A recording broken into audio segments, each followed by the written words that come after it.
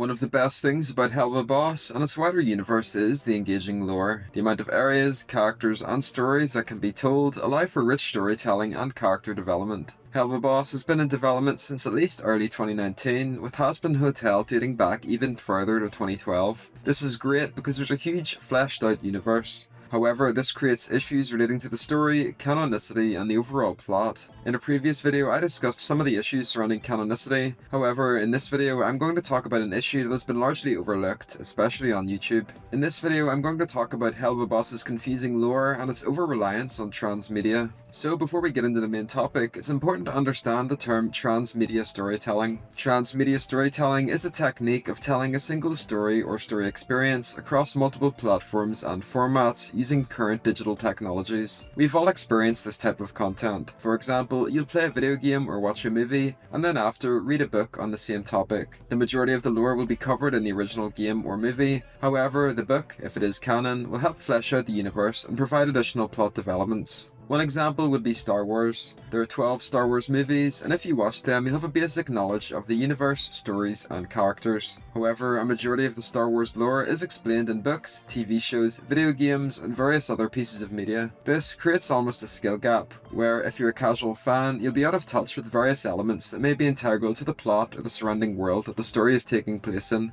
Whereas if you eat, sleep, and breathe Star Wars, you'll know everything. By and large, this method of storytelling is quite useful because the main constraint behind any piece of media is time and money. It's common for games or pieces of media to have to cut content because of these constraints. They can then come back later in future books or comics to explain these ideas and fix any gaps in their original story. It's also common for these outside pieces of media to introduce new characters or story concepts, which will then get explained in the mainline shows or video games. Helluva Boss and Hazbin Hotel make use of this concept a lot. Hazbin Hotel is a 30-minute animated pilot on YouTube. However, it has this huge sprawling lore and giant fanbase. While Hazbin was in development, VivziePop and the team would discuss the lore and stories. This helped to keep fans engaged. However, it's led to an issue where many of the core concepts of the show aren't actually shown in the pilot. Hazbin gets a pass since it's a pilot, and many of these ideas will be explained in the full show. However, Helluva Boss has inherited the same issue. Helluva Boss has had 14 episodes so far, with the most recent being Season 2, Episode 5. Through these episodes, we've been introduced to the main cast of characters, had plot development for them all, and also the introduction of numerous antagonists. In a tweet from the Spindlehorse Twitter, Helluva Boss was first introduced as a new comedy, new cast, new story in the same universe. The show was always formatted as a fun side project to Hazbin Hotel. It would help build the world and keep fans engaged while Hazbin Hotel was in development. However, like I said previously, since it's in the same universe, it carries many of the same issues that plagued Hazbin. The first being the fact that a lot of concepts aren't explained in the show.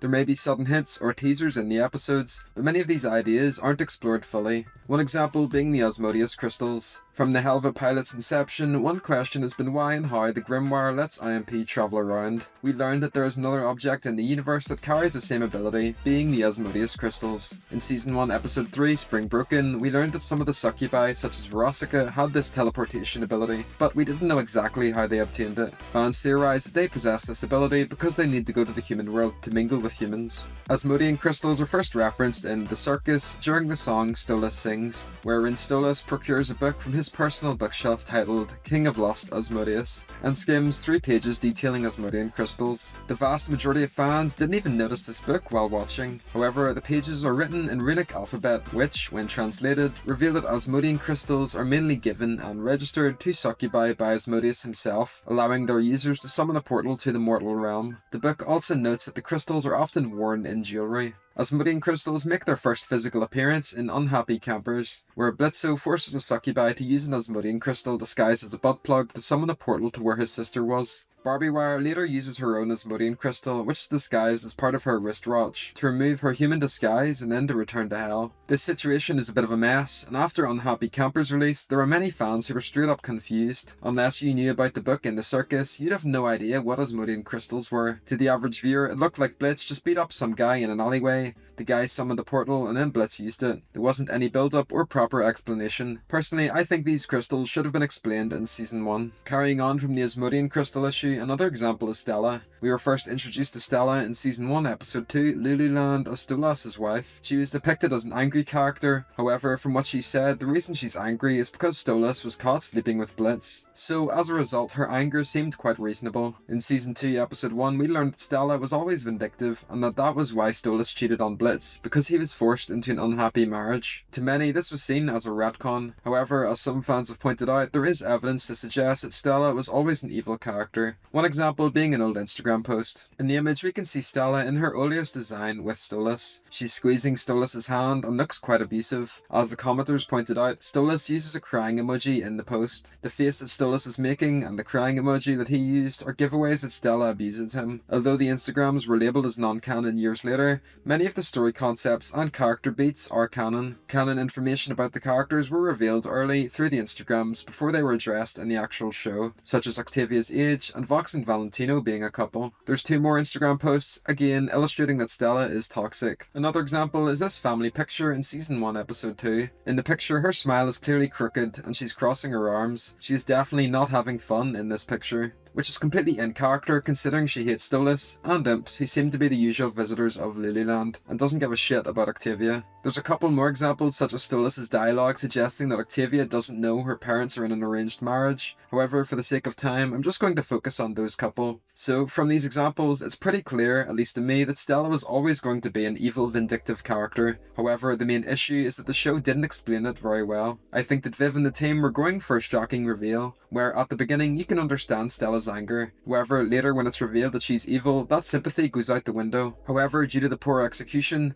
many fans were shocked by the revelation and thought she was retconned. Personally, I think they should have heavily leaned into Stella's vindictiveness from the get-go. Such a critical plot point shouldn't have been tucked into a picture on the wall or an Instagram post. I think they missed the mark in this area, and similarly to the Asmodean crystals, I understand completely why fans were annoyed. Another example you can mention is the text messages in Western Energy showing Blitz and Stolas' relationship and what happened after Aussies, instead of the team just showing these scenes play out in real time. So with these examples listed, it's pretty clear that the storytelling has been a bit muddled. Things get worse, however, if you delve into the transmedia surrounding the show. Twitter has been both a blessing and a hindrance to Helluva Boss. VivziePop regularly uses her Twitter to explain plot developments and lore. One example being when people were criticising Millie's character development. As a result, Viv took to Twitter to do a long thread explaining Millie's role in the series. These threads are great because it provides some clarification from the creator of the show, but at this point you'll probably agree with me that these sorts of developments should be explained in the show itself. It's at the point now where if you don't follow the team or accounts on Twitter, you'll be left behind in regards to lore, updates and sneak peeks. With Twitter starting to fall apart and Vivzie opening a Blue Sky and Threads account, it's perfectly reiterated that having a significant portion of the show's discussion being in another social media platform is a bit of a bad idea. Patreon has also evolved into a bit of an issue. If you're unaware, you can support Vivzie and the team by donating to the Patreon. You'll receive monthly sneak peeks and other goodies. At a higher tier, you can get access to the Patreon-only Discord server, where they host monthly Q&As with Viv. This strategy has obviously worked in helping to generate revenue for the shows, but in terms of developing the lore, it's a bit of a nightmare. I'll show you an example. So the other week I did a short talking about Luna's adoption papers. In the image you can see a signature and the community is pretty split on whether or not it says B for Beelzebub or Bel for Belphegor. I mentioned that allegedly Vivzie confirmed that the signature was Beelzebub, since I heard that statement for several months. In my comments, one user said that I was incorrect and that in the Patreon Discord call, Vivzie said it was Belphegor. So the situation is just a disaster. We can't fact check if it's true or not because it's Patreon content, and obviously Patreon content shouldn't be leaked. So there's no resolution at all, and people have to just headcanon it forever. Another example is that people were saying that Millie was an afterthought in Helluva Boss. There was Patreon content from 2019 that disproved this rumour. However, if you want to show it, that's leaking. So basically you can't do anything. If you disprove the rumour, you have to leak content. However, if you stand back and watch, then people just spread nonsense. This point is difficult to illustrate because I'm not going to leak anything. But if you're a patron, you'll understand what I mean. There's absolutely no issue with the Patreon hosting teasers and sneak peeks for future episodes. That's great and helps reward donators. The issue, however, is that there are significant plot points and lore questions that people are asking regularly regularly. However, these were answered in Patreon Discord calls or on the actual Patreon itself. Personally, I wish this stuff was explained in the show. It's a complete nightmare if you're a content creator like me or someone who runs the wikis. Furthermore, I feel like after a set period of time, such as a year, Vivzy or the team should release the content themselves. The novelty of the Patreon is that you're supporting the show and get sneak peeks for future content. Years old content doesn't carry this novelty, and you shouldn't have to subscribe just to find out some obscure thing from 9 years ago. Paywalling lore isn't intuitive, nor does it help flesh out the story progression. Following on from the last point, significant amounts of world building has occurred on live streams, such as the Honeycast or in any number of Vivzy streams on her channel. Like I said before, these were fine while Has-Been was being worked on, but it's reached a point where big portions of the show's lore are based on streams from years ago. You shouldn't have to delve into old streams just to find a source of some trivia. Another example of the issue with the streams is when Fastice quit working for Has-Been Hotel. For context, Fastice worked on Has-Been for years and was a close friend of Viv. She also worked on the official Has-Been comics. While working, she would livestream and talk with the chat while revealing bits and pieces about the lore. One example being the fact that Alistair is Arrow Ace. Eventually, Fastice stopped working on Has-Been and decided to private every single livestream she's ever made. This is basically like burning a library, and as a result, years worth of lore is now missing. I can understand why she did it since she's moved on to other projects, but this situation again reiterates the issue with outside media. It's best that it's explained in the show, because otherwise it leads to a complete mess. So with the main issues surrounding the confusing lore, what can be done to fix it? Well, first off, it's a difficult issue to fix. With the way animation works, episodes take months or years to make. If Spindlehorse work to explain more stuff in Helluva Boss, we'd probably be at season 3 or 4 by the time these changes are made. This is obviously sad, but it's the best thing that can be done. I think that if more content is explained in the episodes themselves, rather than on outside websites or streams, it'll help keep everyone on the same page and reduce the issues I mentioned earlier in this video. The second idea is the creation of a lore bible. This bible could be a document containing years of information on the shows, and could contain some of these lore questions that have been answered on Patreon. This would generate revenue for the shows,